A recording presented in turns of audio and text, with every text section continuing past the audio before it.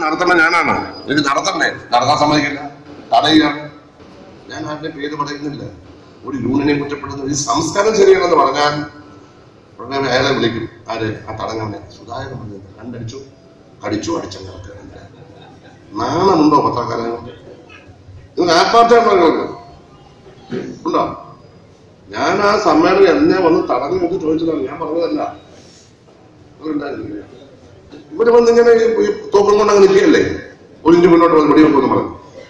മനുഷ്യനെ ആക്ഷേപിക്കാൻ വേണ്ടി ഈ കുണ്ടൊന്നും കൂടെ അങ്ങനെ ഞാൻ നിങ്ങളോടൊന്നും പറയാമെന്നല്ലോ. ഞാൻ മിണ്ടിയിട്ടില്ല ഇക്കാര്യത്തിൽ.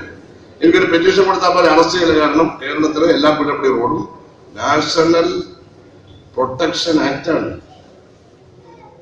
നാഷണൽ പ്രൊട്ടക്ഷൻ ആക്ടാണ്. ഏത് പിഴപ്പടി റോഡിലും തൊട്ട് കഴിഞ്ഞ് അറസ്റ്റ് ചെയ്യാം.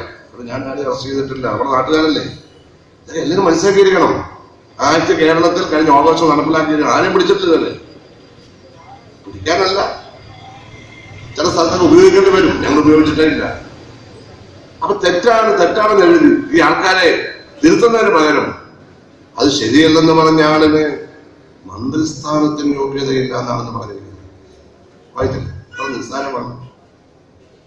ജനങ്ങളുടെ ഇടയിൽ പ്രവർത്തിച്ച് ജനങ്ങൾ ജയിപ്പിച്ച് പാർട്ടി തീരുമാനിച്ച് ഒരാൾ മന്ത്രിയാവും. ആരും ചോദിച്ചാണോ ഇത് വാങ്ങുന്നത്? ഐസക് ഞാനത് മന്ത്രിയായി 2ാം തവണയല്ലേ? ഞങ്ങൾ ചോദിച്ചിട്ടാണോ? ഞങ്ങൾ ചോദിച്ചിട്ടല്ല. ചോദിക്കുന്ന ശീലം ഞങ്ങൾക്കാർക്കും ഇല്ല. ഇടത് വർഷം മുന്നേയുടെ മന്ത്രിമാരാണ് ഞങ്ങൾ. എന്തെങ്കിലും ഗവൺമെന്റ് നയത്തിനെതിരെ ചെയ്യുന്നുണ്ടോ? പാർട്ടി നയം ലംഘിക്കുന്നുണ്ടോ? നോക്കുകൂടി വാങ്ങുന്നത് ഗവൺമെന്റ് നയമാണ്. അത് ഞങ്ങൾ പറഞ്ഞാൽ മന്ത്രിസ്ഥാനം. അപ്പൊ ഏത് മന്ത്രിസഭയെ പറ്റിയാണ് പറയുന്നത്? UDF മന്ത്രിസഭയെ പറ്റി. ഇതിനെപ്പറ്റി പറയുന്നത്. അതുകൊണ്ട് ഇങ്ങനൊന്നും പറഞ്ഞ് ശീലിക്കരുത്. ആരെയും ഞങ്ങൾ വിമർശിക്കുന്നില്ല.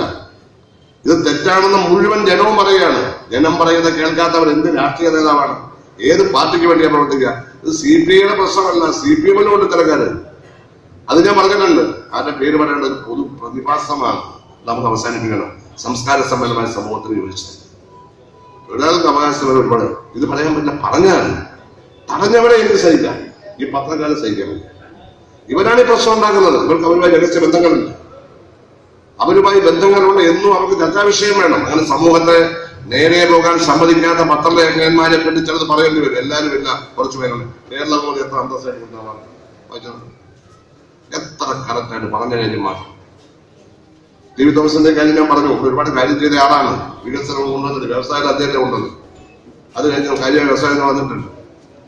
ഈ കോമൺ സ്പെൻഡിങ് പോയി ഇവിടെ കാലത്താണ് അത് നഷ്ടപ്പെട്ട ശേഷം ഐസക് തിരിച്ചു കൊണ്ടുവന്നതും തുടക്കം സംഭവിച്ചു. ഇതല്ലേ അപ്പൊ നമ്മൾ മനസ്സിലാക്കേണ്ടത് ഈ പത്രമൊന്നും സത്യം മനസ്സിലാകത്തില്ല. അതിങ്ങനെ നമ്മളെ ഒരുതരം അവരുടേതായ ലോകത്ത് ആത്യന്തികമായി കുഴപ്പം കാണിക്കുന്നവർ സഹായകരമായ തരത്തിൽ സമൂഹത്തെ എത്തിച്ചുകൊണ്ടേയിരിക്കുകയാണ്. തിരുത്തണം. പത്രങ്ങൾ തിരുത്തിയേ പറ്റൂ. നിങ്ങൾ തിരുത്തി നേരായ വഴിയിൽ ഈ സമൂഹത്തെ നയിച്ചാൽ നിങ്ങളുടെ ശക്തി അത്ര വലുതാണ്.